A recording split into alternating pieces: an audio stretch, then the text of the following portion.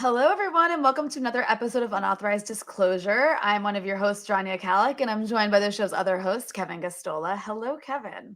Hey, you're nicely lit today. Your lighting is Because amazing. because I'm on East Coast time at the moment, so we're recording this and it's not dark, so I have natural lighting as opposed to like that weird yellow indoor lighting that we always get stuck with, where I just look like a funny color. So don't get used to it though. I'll be back in Lebanon soon enough. But today, as you can see, we have a great guest for you. We've got Ryan Knight, activist and host of the podcast Amped Up with Ryan Knight. Ryan, thank you so much for joining us. Thank you both for having me. It's a pleasure to be on with you today. So Ryan, it's good to see you again. I feel like I've gotten to have so many conversations with you over the past couple months. You've been on one of my old programs. I've been on your program. I'm glad to have you in Unauthorized Disclosure. And I guess, one of the things that we really want to dig into today is one thing that you just hammer home on all the time, which is the corruption of the Democratic Party. Um, so I guess let's open up with what's happened in the last month. I mean, and I think that you've been talking about this a lot. You've been tweeting about this a lot. You've been attacked for it a lot. And so have a lot of other people. There's been huge divisions in the left over it. And that is the issue of AOC. I think since Biden took office, as the weeks have progressed, we've seen a lot of really, unfortunate behavior and rhetoric from her and from what we call the squad. And there's been a huge backlash to that too, because there's really this cult of personality around these people. So I guess why don't you break down for us, since you've been following so closely, kind of all the disappointments from her that we've seen in the last couple of months, and what you think it means about working inside the Democratic Party. Yeah, so let me just start off and say that I do not think the problem in the United States is AOC or the squad. Right. The problem in the United States and in the world is our decrepit capitalist and imperialist system that continues to exploit the labor of the poor and the working class to enrich the ruling class, both at home and abroad. But with that said, AOC and the squad were sent to Congress to fight back against the corrupt system, not to defend it and apologize for it, like the establishment politicians do. And so I think, over the last, few months, we've seen there's kind of two schools of thought. There's the school of thought of people who are more left, who want to see AOC and the squad challenge Biden and challenge Pelosi and hold the corrupt Democratic Party accountable. And then there's the other school of thought, which is, there's not enough of them, and just relax, play the long game. And I think it's hard for people who are struggling. Let's remember, in America right now, we have 140 million Americans who are either poor or low income.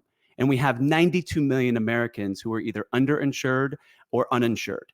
And so I think it's hard for people to say that are saying, just hold on, when millions of Americans are struggling. And, during this moment of historic inequality and racial injustice, we're seeing the Democratic Party that claims to be, a left party, but actually is not. It's governing like a right-wing capitalist party. And so that's kind of what's creating the conflict. And, working class people gave their hard-earned money to progressive politicians to use their seats to fight back against the establishment and to fight for policies like Medicare for all and a $15 minimum wage and monthly UBI, or even a true reparations bill. And we're not seeing any of that. And so while we see politicians like Joe Manchin and Kyrsten Sinema and Nancy Pelosi and Joe Biden, go to the mat to fight for the class that they represent, which is the capitalist class and big business, we're not seeing AOC and the squad go to the mat for the working class. And so I think that's essentially what the argument is. And I think the longer, we're not going to win any victories for working people if the progressives are playing patty cakes with the corrupt neoliberal establishment. In order to win victories for working people, they have to embrace and have that open clash with both the establishment politicians and with big business, who continues to exploit workers as they're making record profits. So that's really kind of the heart of the issue. And the last thing I would add is, during a time of great inequality, the Democratic Party, we know they're not a revolutionary party, but they're not even they're not even reformers. The Democrats are not even fighting for strong social reforms at this moment. They're basically just they're managers. They're trying to kind of manage this decrepit capitalist and imperialist system, despite the massive levels of suffering that it's inflicting on people in our country and throughout the world.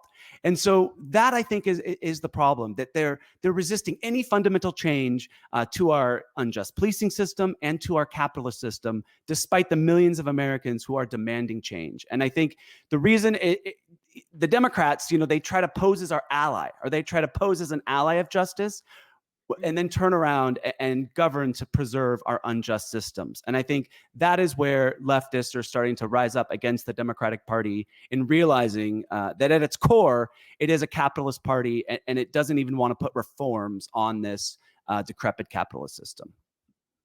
Right. And I mean, I do think that there's a lot to be learned from this, because I think, for at least in my lifetime, the last several decades, you've seen this conversation about, we just have to elect more progressives to this party. We just have to elect more progressives to this party. And what's really frustrating now is that I think I already knew this, but what we're seeing play out in real time is that this party doesn't change. You don't change the party. The party Right. changes you.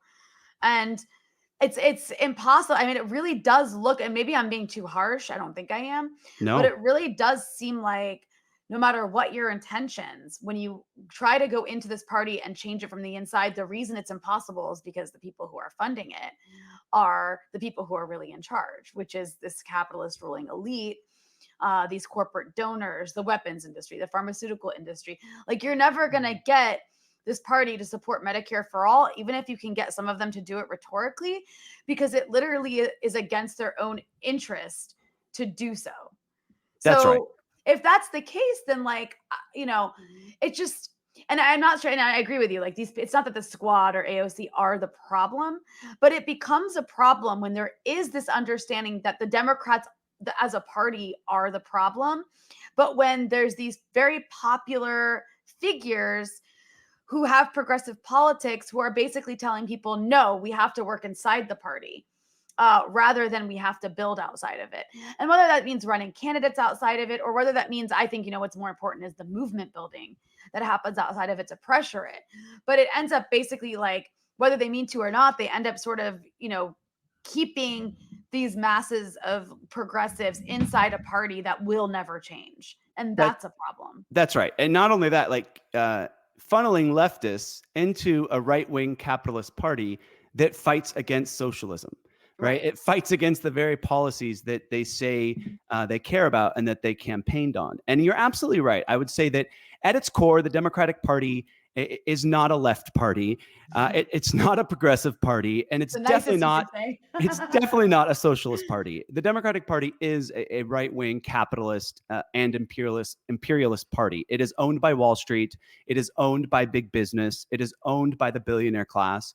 And so when people say things like, we're going to move the Democratic Party to the left, you're basically trying to say that you're going to move Wall Street left, and you're going to move, right. Jeff Bezos left, and you're going to move, the big pharma left, and you're going to move these giant insurance companies left. And the truth is, like, you're never going to do that. You cannot move Wall Street left. So you can't move the Democratic Party left. And where I think the Democratic Party is more dangerous than the Republican Party is the Republican Party doesn't they're just very bold and brazen about their corruption. They're like, yeah, we're going to war, or yeah, we're giving giant tax breaks to the billionaire class. But it's the Democratic Party that kind of poses as our ally. They say things like, we're the party of healthcare, or they say healthcare is a human right, as they're literally fighting against Medicare for all, right? They're not the party of healthcare. They're the party of for-profit predatory health insurance. Or they say things like, we're the party of climate change, of fighting against climate change. Or they'll go on TV and say that climate change is real, as they support fracking, and they still support giving fossil fuel subsidies to big oil companies, and they fight against an eco-socialist Green New Deal. Or they'll say things like Black Lives Matter, which Black lives definitely matter, but Meanwhile, they're fighting. They don't support defunding the police, and their new reform bill calls on giving police more money, which time and time again does not work. And they're also not fighting for a true reparations bill. And so you can list line item by line item. They'll say things like, "Yeah, we need to end the cruelty at the border," as Biden is literally putting kids in cages, just like Trump did. I Or think you here's my mean favorite. I They say think we you need to. mean minors and overflow facilities, Ryan. Come Right. on. They kind of shift the The terminology. And then euphemism. this is my favorite one. They say we need to get big money out of politics, as they literally took more corporate money from Wall Street last year than the Republican Party did. And so at its core, the Democratic Party is not even a democratic institution. They spend, the other thing I'll say is they say they want to end voter suppression, as they literally are kicking third parties like the Green Party. They're suing to kick them off ballots. And their new bill, the For the People Act, I like to call it the For the Duopoly Act, because it makes it harder for third parties to be viable and to reach the fundraising threshold. So they're actually suppressing voter choice, which means that they don't want people to have more options when they go vote. They just want people to either have, the blue oligarchy party or the red oligarchy party. And America's never going to get better if our two choices are two parties that have been corrupted by corporate money and whose primary function is to just preserve and protect our decrepit capitalist and imperialist system that is exploiting millions of people in this country and billions of people worldwide. I recall the quote that appeared in this documentary about Ralph Nader called "An Unreasonable Man" from James Ridgway. James Ridgway, rest in power, recently died, but he called the Democrats the meanest bunch of motherfuckers that he'd ever encountered, because of the lengths to which they would go to remove Ralph Nader's name from the ballot and make sure that people didn't have the ability to vote for Ralph. And what you're describing, I think on the surface, when we see it as people who follow the party, people who are left-leaning, people who see Democrats sometimes and often the only game in town, is this inability to allow for confrontation. We get frustrated. You frequently hear it's become cliche, this idea that they're spineless, that they won't fight.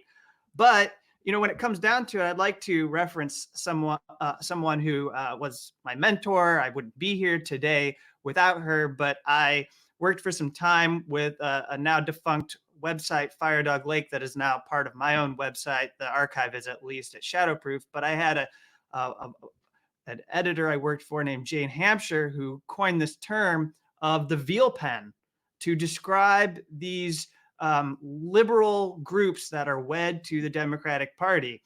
And she would be asked, why do you use this term, the Veal pen? And I think for people who are against animal cruelty and vegetarians, that they might really this might really resonate with them, because the veal crate is this wooden restraining device that calves are kept permanently inside.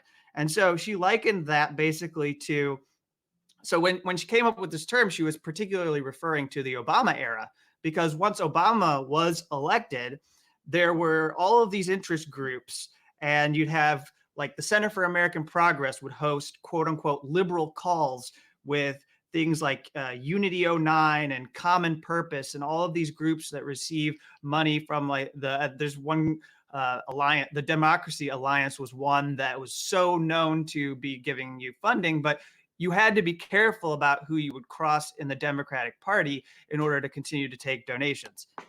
One of the things that I'd like to hear you grapple with is this idea that the Justice Democrats or the Democratic groups that are electing people like AOC are somehow different from the move-ons of thousands.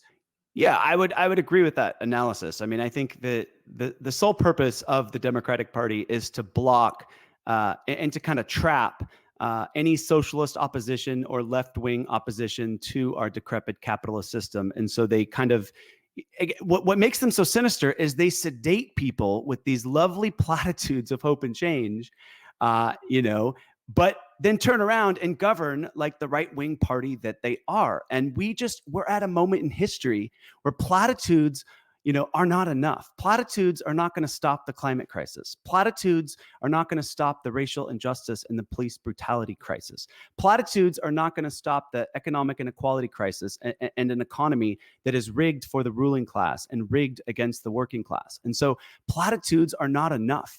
Just providing lip service to a problem does not actually solve the problem. And so the issue I have with Justice Democrats and DSA and the AOCs of the world is that their whole theory of the case is that you can change the Democratic Party from within. Okay, now if that's your whole theory of the case, which I disagree with now, I fundamentally believe that you cannot change the Democratic Party from within, that it will always be a capitalist and imperialist party. But if this is your theory of the case, if you really want to try to change the party from within, then you have to actually fight back against the corrupt establishment.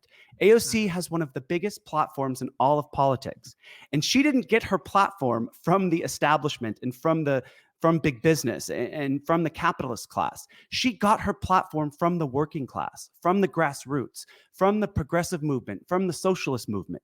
And so I think it is very fair to ask her to use her platform to be a movement leader and to actually use her platform to put pressure on the Nancy Pelosi's of the world and to force a vote on Medicare for all and to fight just as hard for the $15 minimum wage as Joe Manchin and Kristen Sinema and all the corporate Democrats fought against it.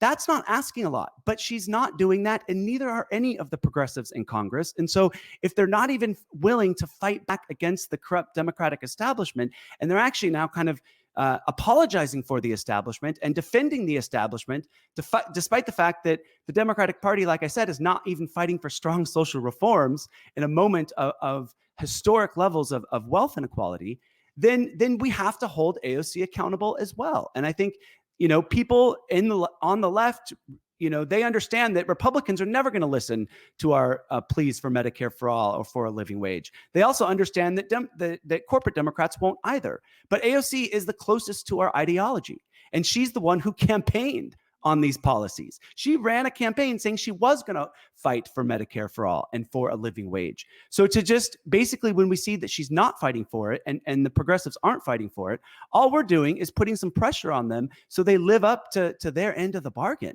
and they actually fight for what they campaigned on. So the fact that we're seeing, after Joe Biden was elected, another right-wing capitalist president, like every president in our country's history, after he was elected, that was the moment for progressives in Congress and for progressive organizations to move left to challenge Joe Biden and the Democratic Party. But instead, we've seen them move to the center. And in American politics, when you see anyone move to the center is where dignity and justice for all people goes to die. Because the center in American politics is completely bought by these giant corporations and by the billionaire class. So that for me was the biggest sign that they have not embraced the clash with the establishment. They are not living up to their end of the bargain. And so I think it is very fair that people are criticizing them. And that is what, that's what you should be able to criticize your elected officials. I see a lot of people say that she's above reproach or you can't criticize AOC. And I think that's very unhealthy. And I think there's kind of a weird kind of almost cult of personality kind of developing around these figures. And when I believe their whole theory of the case is wrong, and we should actually not be putting all of our eggs into the reform the Democratic Party basket, and we should be trying to build power for the working class outside of the corrupt Democratic Party, that we have to be able to make those criticisms because they're taking up a lot of the oxygen and energy on the left right now. And they're not using their seats to actually fight for the left and fight for the policies they said they were going to fight for. Are the Washington insiders and are the people in Washington, D.C. And I promise you that all the Washington insiders are not telling AOC and the squad to take a bolder approach against the establishment and to actually fight back and fight for progressive policies that would benefit the working class. I guarantee you that the Washington insiders are telling them to, be patient, Look, everything you campaigned on is great, but things happen a little differently here in Washington, D.C. You need to play the long game. You need to wait for your moments and kind of this kind of insider parliamentary game. No, the insider parliamentary game is owned and dominated by the corrupt establishment, because both big business and the billionaire class owns both parties. That's why every legislation that is written in Washington, D.C. favors the capitalist class and the ruling class. If you ever want to get legislation that favors the people and favors the working class, then you have to summon the grassroots. You have to use your seat to be a movement leader and to demand policies that actually benefit everyday people. But AOC is not doing that. And, the other thing I'll say is there's people who like to brag on Twitter all day about their organizing and about how their organizing is so great, and then turn around and boss around people because according to them, they're organizing the wrong way. When what we did is just basically make direct demands to our elected officials and demanded them to force the vote on Medicare for all. And I think there was such resistance to that campaign because that campaign was about inspiring people and encouraging people to understand that these people were sent to DC to work for us. Yep. And so we have every right to make demands out of our elected officials, especially a demand like Medicare for all that is supported by 70% of the American public. When we're in a pandemic and the American health insurance system is so out of whack that Americans are suffering in silence because they're too afraid to go to the doctor because they're afraid of what the bill will look like. So crazy. We were organizing around encouraging people to demand better from elected officials, and people were putting up their hands and saying, no, you can't do that. You have to go through our organization. You have to do it our way. And I just don't think that, look, I don't ever tell people how they should organize. I don't sit and boss these other groups around. Why are they bossing around grassroots activists who are fired up and want to push for fundamental change in our system? And so I just think there's just a fundamental disconnect between how we see power and how they see power. I think they kind of worship power and think they need to kind of appease power. And we're saying, no, we need to hold the powerful accountable. We need to demand better from them. And I would say the only way politicians listen to you is not when you worship them or praise them, but when you actually hold their feet to the fire. That is the only way they're ever going to listen to us. And anyone who thinks that, making all these excuses is going to benefit the working class, I think they're misunderstood, and they don't understand the bad faith actor that the Democratic Party is. That the Democrats just want to keep governing for Wall Street and doing less than the bare minimum for the people, and that's unacceptable. And we have to fight for better. So are you enjoying listening to the show? You should be. And if you are, you'll want access to our premium content, which you can find at Rokfin. Kevin, tell them about Rokfin. Yes, we're up on Rokfin.com. You can find us there at this URL, Rokfin.com/unauthorized dis. And this channel is where we're going to get away from the demonetization that is happening on YouTube. We think it's going to allow us to grow our show and bring in new subscribers like you, people who are coming to this show for the first time, or maybe you haven't become subscribers yet and you were looking for an opportunity. And here, if you come and subscribe to our show at Rokfin, you won't just get access to us, you'll get access to other people who are making shows in the same space politically as us. People like Lee Camp, Graham Elwood, Jackson Hinkle, Richard Medhurst, Ron Placone, as well as Jimmy Dore. And some of these people have been guests on Unauthorized Disclosure. So join us on Rokfin, subscribe, get access to our premium content, and you can hear all those other cool people too. Well, I was going to say, I think it's like a good moment to kind of actually look at, everyone's like, it's only been 3 months, but to actually look at how little policy differences there really are between these parties. And it's right. Like what they talk about is so is all superficial and nothing of substance when it comes to actually changing things. And I don't want to, be one of those people that says the parties are exactly the same. We know they're not exactly the same. We know there is a difference, right? And we talked about that a little bit earlier, Ryan. You mentioned it. And so I want to be clear, because people get really mean when you don't clarify this with caveats, that of course Republicans are worse. They, their policies cause more suffering. But that said, I think it's the wrong way to approach it, because when you say duopoly, what we're talking about is two parties that are actually on the same team. That's At the right. end of the day, they're on the same team.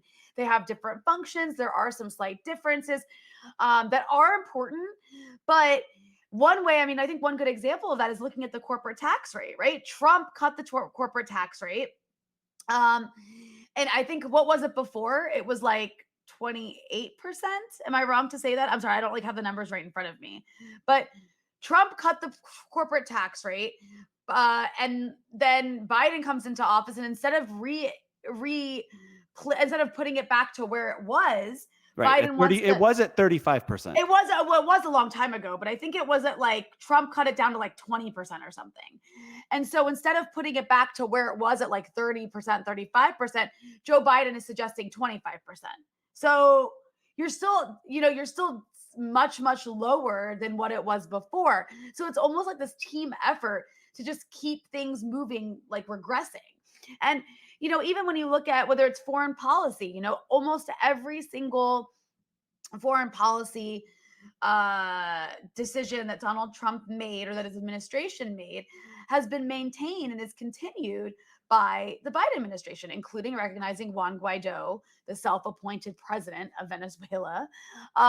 He hasn't returned to the Iran nuclear deal. Of course, there are people in his administration who want to, but they're kind of sticking with the sanctions. There's been no sanctions relief on Iran after a deal that the U.S. broke. There's some cosmetic changes, like, oh, we're not going to support offensive Saudi maneuvers in Yemen anymore, but we'll still support defensive maneuvers, which that's just subjective, what you call defensive and offensive. So the siege, the blockade of Yemen that's starving the people there, and the bombing of Yemen has continued, supported by the U.S. under Biden. He continues to sell weapons to this country. The escalation with Russia has continued. The escalating Cold War against China has continued. And so it's hard to see where there's a difference. And then you look domestically, and there's, the Biden administration says nicer things like bienvenidos to migrants at these overflow facilities, but deportations continue. Families are still being separated, though, of course, in a different way that's maybe slightly less cruel, but it's still happening. And so it becomes a question of are you really falling for this? They're not that different. You're not getting the policy changes that you're being told you're going to get. And that's what's really frustrating, is people need to recognize that these parties are on the same fucking team. They're on the same team. They just have a slightly different approach. I used to think the problem with the Democratic Party is that the Democrats were weak, right? And if they were just a little bit stronger, then we would see the progressive change that we need in this country. But I was wrong. I was giving the Democrats too much credit. The problem is not that the Democratic Party is weak or that they're cowards. The problem is that they are collaborators. They collaborate with the Republican Party to funnel more money to their corporate donors and to the capitalist class. And so what we have essentially is we have two parties right now, two right-wing capitalist parties who use our government to enrich themselves and enrich their corporate donors, while the American people are falling further and further behind, and while they're also waging endless wars throughout the world and putting crippling economic sanctions on poor and working class people abroad. And so that is what's happening in Washington, D.C. The American people have no representation in our government. Those are just the cold, hard facts. And why I think, for me, actually, I would say the Democrats are more dangerous than Republicans, because they stop any real movement to the left. They stop any type of, and they co-opt, look back at every socialist movement or leftist movement in our nation's history. It's always the Democrats who come along and try to co-opt that movement to bring it within the party, so then they can water it down and then eventually destroy it.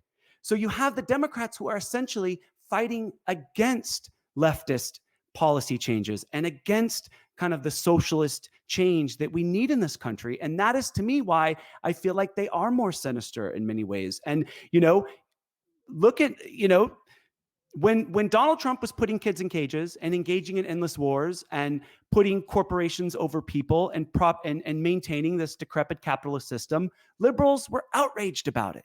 Well, guess what? The kids are still in cages. The endless wars have continued. Corporations are still coming before people. And this decrepit system is still being propped up. But now it's not Donald Trump who's doing it. It's Joe Biden and the Democrats who control the entire government. And the same liberals who were outraged when Trump was doing this stuff are now not even outraged anymore. They're actually applauding it. They're making excuses, or they're flat out lying and saying, no, there's not kids in cages, when there are. All right. So Rania knows we have a segment that we like to do on this show. And if you're willing to play along, Ryan, we'd like to have you do this with us. So it's a bit of a game. It's a segment we call Brunch with Mimosas, where we check in with the liberal brunch crowd over the past weeks. It's been just a while since we've done this, but I'm going to put up, you'll see a tweet, and all you have to do is read it. I'll have you start, Ryan, since you're our guest. And then Rania, if you would go second for us. And you'll just read these until we get to the end. And so as you go along, just keep up with the tweets that appear on the screen. So I'm going to... So our first bruncher with Mimosa, Jennifer Rubin, says, I know a lot of progressives are saying Biden's agenda could not be predicted. No one thought Biden would be this bold. Didn't they listen to the campaign? He's doing exactly what he said. Oh, no. I didn't expect the intro, Ryan. Rob Lowe. So Max Boot, my favorite warmonger. If Biden pulls out his plan in September, absent a blinding peace settlement, he'll be co-signing millions of Afghans to the same fate as our abandoned South Vietnamese allies. The fall of Kabul could be as ugly as the fall of Saigon. Fuck you, Max Boot, comparing the Taliban to the North Vietnamese. Not cool. Open, Taylor Swift with a Diet Coke. Swift, the makers of Coke and Pepsi have had a lot of disagreements over the years. Enter Kendall Jenner with a Pepsi. Jenner, but one thing we can all agree on, Swift and Jenner in unison, the racism of the Georgia state legislature is bad. Oh my God. I can't believe you even compile these. I don't even know how you have the... Ryan? Faraz Kuzio says, Biden in the U.S. recognizing Armenian genocide provides no strategic advances for Washington and merely drives Turkey into the arms of Russia. What? A U.S.-Turkish strategic partnership could be an important balancer against Iran and Russia in the South Caucasus and greater Middle East. Wow. Okay, so like pro-Armenian genocide. Dr. Jason Johnson, if you believe Brian Sicknick would have died of a heart attack on January 6th, regardless of his encounters with the insurrectionists, you probably believe George Floyd would have had a heart attack and died on 5/25, even if Derek Chauvin wasn't on his neck. How can you compare those two things? Oh my God. Oh my God. What? I can't believe I just read that out loud. Holy shit. Joe Biden is president. A woman of color is president. The economy is strong. 216 million Americans are fully vaccinated as of today. Derek Chauvin was found guilty of murdering George Floyd. Bitch all you want, but there's a lot to be happy about. Oh my God. Oh my God. Oh my God. That actually pained me to listen to. John Cooper says, although President Biden hasn't even reached his 100th day in office, it's increasingly clear that he'll go down in history as one of the truly great American presidents. Already? Already? That's what I have to say to you, John Cooper. Ricky Davila says, yesterday, President Biden stood in the rain with an unopened umbrella to honor fallen soldiers who were killed in Afghanistan, because rain doesn't stop an actual president from respecting service. What the? Oh my God. And that's it.